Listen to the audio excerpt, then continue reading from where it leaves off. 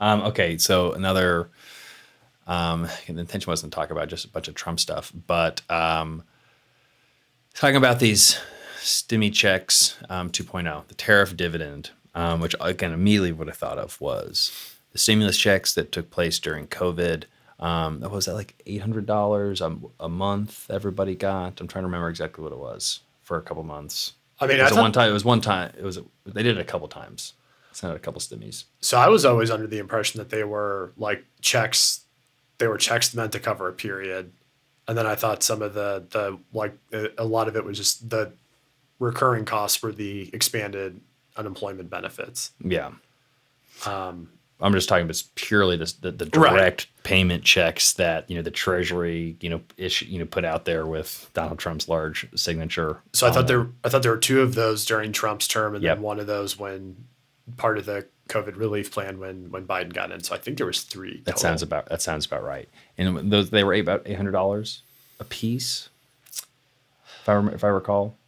I want to say I Was it think 500? I want to say the first one was 600. I feel like Okay, 600 was a number I remember hearing, and then I remember at one point, I think the second round of Trump's they were settling on 1,000, and he wanted 2,000. well, the 2000's back. Okay, yeah.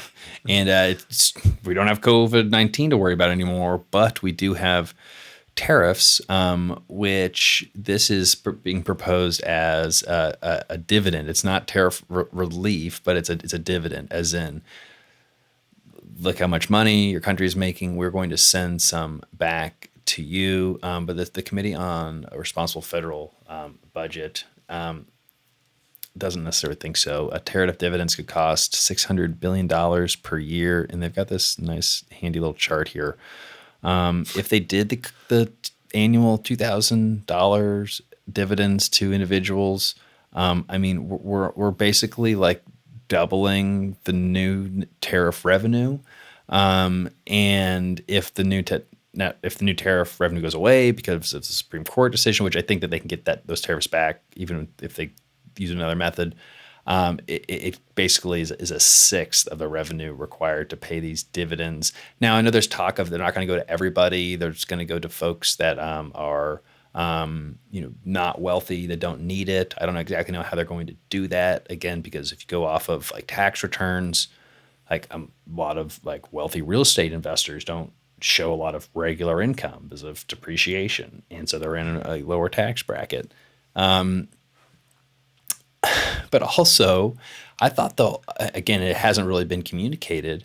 I thought we were paying down the deficit with all this tariff revenue, and that was how it was. We were like sort of balancing the big beautiful bill act, and so it's all a little confusing.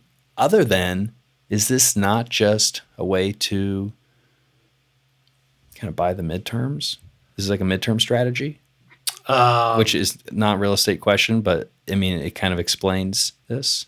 I mean, my question seeing this graph was, so is Doge no longer a thing? I I don't guess what think so. was So the reason why we're talking all about this, and it's like, what does that have to do with multifamily, is that the stimulus checks were incredibly impactful in a very positive and then a very, very negative way to multifamily back in COVID. When prior to those stimulus checks coming in, everyone was wondering if anyone would pay rent because everyone had basically been furloughed or temporarily laid off, and so we were running models to determine how low of collection rates we could achieve to still pay our principal and interest, our mortgage payment. We were like, can we sustain down to 60% collections? The reality is collections went to almost 100% because before that could be realized, the government started sending these stimulus checks out, and at some of our assets, people were all of a sudden making more money off the stimulus checks than they had at their jobs. And so collections went to nearly 100%. Mhm. People decided to move into some new apartments. So all of a sudden our occupancy went from 95 to 98%. And that then fueled the rent growth that we experienced during 2021 and the first half of 2022. And so that second piece is the unintended consequence is that in the short term, it's like a sugar high. Like it feels really good. Okay, everyone's getting paid. Everyone's happy right now today. But the result, and it's not the stimulus checks did all of it. There was a lot of other spending. There's a lot of other things. We turned the whole economy off. There were supply shortages. The Federal Reserve was continuing to print money. We were quantitative easing while we were doing helicopter money with the stimulus checks. We had PPP, all that stuff. So it wasn't just the stimulus checks, but man, the end up result is we had inflation that we're still, while it's much better today, costs are up significantly, and the consumer, they had to go back. They've spent a lot more over a higher inflation rate in a devalue of the dollar than they got back from those 3 stimulus checks back in COVID. Yeah. So, I mean, we talked about this the last time that I was on, and since then I've been put onto the phenomenon of how I believe it's the velocity of money, but essentially the measure when they're trying to look at inflation and how they're spending the money. I believe what the term they use is velocity of money. Mm-hmm. Yeah. And how often they get changed hands. And so, something that was talked about a lot post Great Financial Crisis and throughout the 2010s was there's a lot of concern of the Fed keeps pumping money into the economy, and it's going to lead to a run up in inflation. And because that financial crisis was so bad for many people, or even for some people that maybe didn't get as affected as they probably thought, there's still fears of, I don't know if we're out of this, whatever. It took a long time for people to really start spending the money and getting the that velocity activity. of money was like near almost nothing. Whereas that expansion, it looks like post COVID, that velocity is much different rate. Yeah. And it kind of speaks to what I had said of, I think a lot of people will complain about the economy because stuff got expensive, but their activity's not changing. Mm-hmm. They just don't like that stuff costs more. Yeah. But if they're not consuming less of it. Yeah. So, I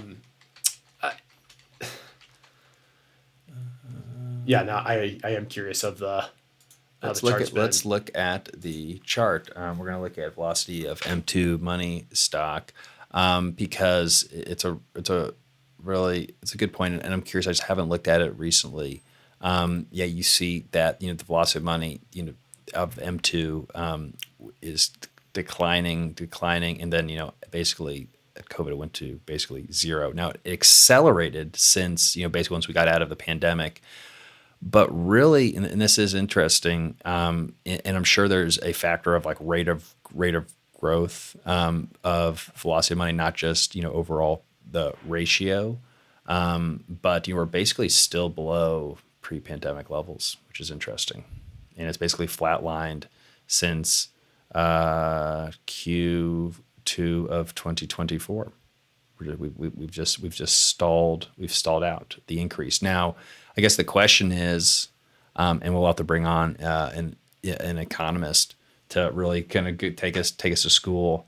But is the anticipation that velocity continues to decline? Does it kind of just stay here? Are we back in this between the 1960s and 1990? Basically, it was generally it went in a band. It ticked up in the 70s and 80s, and that's certainly related to the inflation that was experienced during that period. But basically from 1997, basically it's been declining ever since, which is fascinating.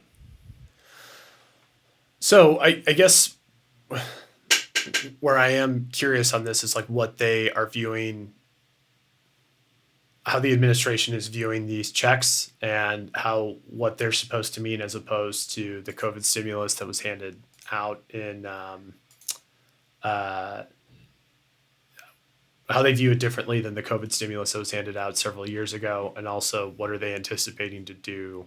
How are they anticipating this to be different? Yeah. How is it different? Well, here's another, I saw this post on social media. and I feel like people are going to think I'm like a liberal after this post because it's like the two or this episode. But so, what's the difference between handing out $2,000, whatever you want to call them, tariff dividends versus free buses in New York? What's more socialist? Well, I'm glad you bring that up because after Mondani won, I'm not for the free buses, by the way. But I'm glad you brought it up because I think it's, the Democrats in 2024 were wondering how, with all the perceived notions of Trump, how people viewed him, the fact that he was president, and the fact that it was viewed by people to be a chaotic presidency, depending on what side of the aisle you were on, how we went back to that. And even then, some of the stuff he was saying during on the campaign trail in 2024, how did America get back to this? And it wasn't just Democrats. I mean, people in Europe were wondering, like, are you guys really doing this again? Yeah. But when you read kind of what people were saying after the election, it was a sense of there's all this economic uncertainty. We felt like the administration, the Biden administration didn't have a handle on costs. But there's all this talk about people living paycheck to paycheck, affordability, the economy. And then you look at the New York City mayor's race. And there's all these people on the middle and the right that are saying they elected a communist. How did they do this? How did New York get to this point? These voters should be smarter or whatever. And the New Yorkers are coming back and saying it's expensive to live here. The affordability, and rightly or wrongly, we don't know, but they feel that he's they feel like he's the right choice for this. Yeah. So you have how people view Trump, and then how people view Mondani, and anybody looking at the election results, the answer is coming back to affordability. Yeah. For widely different candidates. Yeah. And granted, I know they're widely different offices, but I would argue the same thing is just like, okay, that you have this constant problem that people are saying in these elections, and yet it seems like you have two different sides that are saying, let's throw just ticky-tack solutions at something that says we did something but doesn't address anything meaningful. Yeah. And there's a whole host of things that we could talk about as to like, okay, are these checks really what you want to do as opposed to the long-term solutions? A lot of band-aids versus, treating the symptoms, not addressing the problem. And, it's probably not a coincidence that these two announcements, the 50-year mortgage and the 2,000 dividend, happened within a week of Mondani being elected in New York City, because the underlying reason was affordability. People are they're frustrated that things aren't as affordable as they used to be. Right. And if you can go on social media anywhere, in any commentaries, you'll hear people say, all we want is more affordable housing and more affordable health care.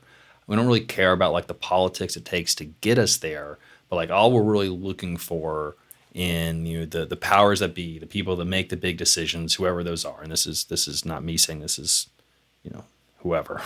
We want to have a more affordable life driven by two primary costs, which are housing and healthcare.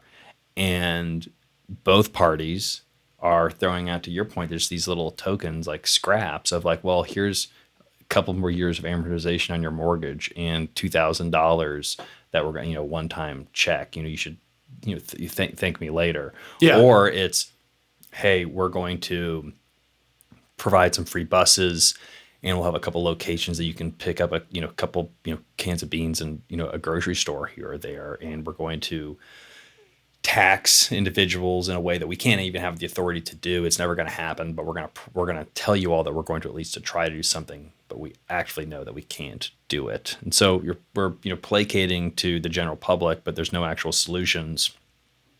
Think about this, and again, coming back to multifamily and housing while we're on this podcast, while we're talking about this, but I feel like we have a unique vantage point in terms of housing, because we've watched the market develop over the last several years, and it's something that I think we think about a lot of, but trying to balance. It's a for-profit industry. We're trying to make money, otherwise there'd be no incentive for us to invest into housing and to build more housing and to maintain housing, but also finding ways to make money, but doing it in a way of people can still afford to, live in these communities. Yeah. Because we can't make any money if people can't afford to live in the communities. So like wages obviously have to be growing at acceptable rates.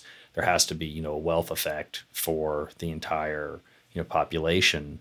But trying to find that balance in the struggle that we have, people talk about landlords, the rents have gone up so much every year, even including the high rent growth in COVID. Again, if you look at how much expenses have increased between insurance, property taxes, payroll, contract expenses, utilities, we're really not making nearly as much money as most people think. If a lot of people are losing money in this space because expenses have gone up too high, and maybe interest expense because they had a floating rate loan, because we had the stimmies, we created inflation and other actions of the fiscal monetary policy. We're living in this world where it costs more to provide the housing services. Yeah.